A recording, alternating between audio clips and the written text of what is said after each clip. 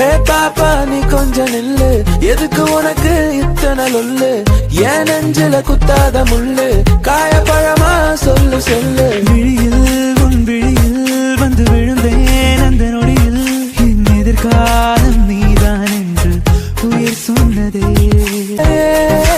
நீ இல்லை என்றால் வாழ்க்கையில் இல்லை வாழவில்லை. கண்ணோடி திறக்கும் போது கடவுள் எதிரே வந்தது போல, அடராயன் கண் முன்னாடி அவளே வந்து நின்றாள். என்னை பார்த்த பின்பு நானாக இல்லையே.